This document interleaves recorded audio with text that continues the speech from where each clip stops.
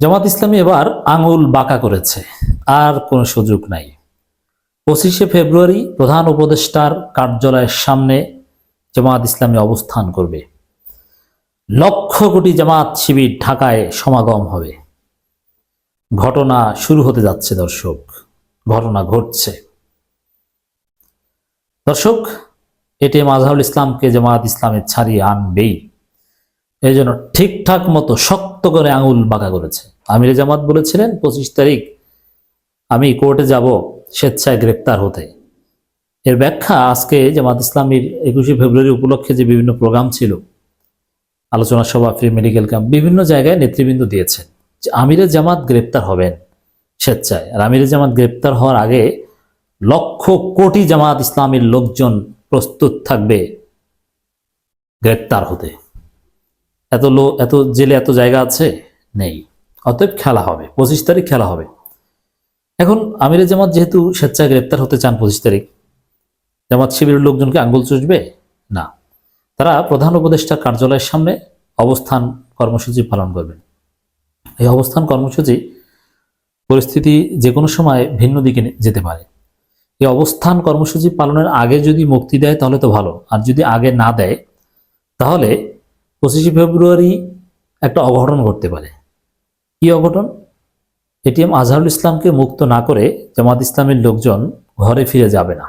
তারা যদি প্রধান উপদেষ্টা কার্যালয়ের সামনে যায়, এখন জামাত শিবিরের উপর তো হামলা করার কোনো সাহস বাংলাদেশের কোনো প্রাণীর নেই, মানে প্রশাসনের পক্ষ থেকে। বিএনপির লোকজন তো করতে পারে, কিন্তু অন্য কেউ করতে পারে না।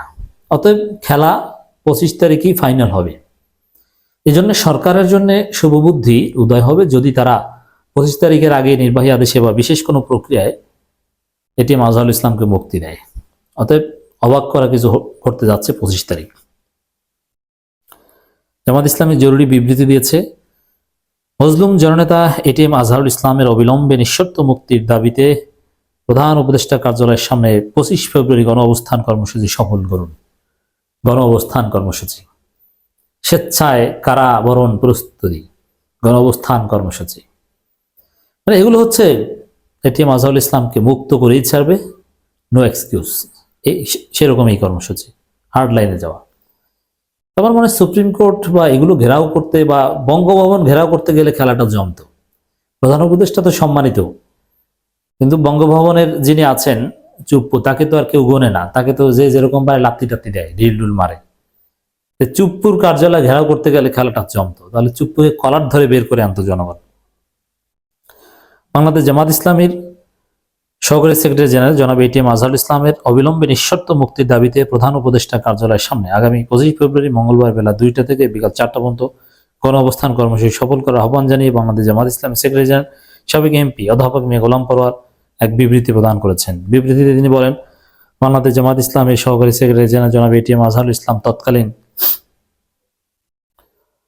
ফ্যাসিস্ট সরকারের মিথ্যা ও সাজানো মামলায় বিগত 13 বছর অধিক সময় ধরে কারাগারে আটক আছেন।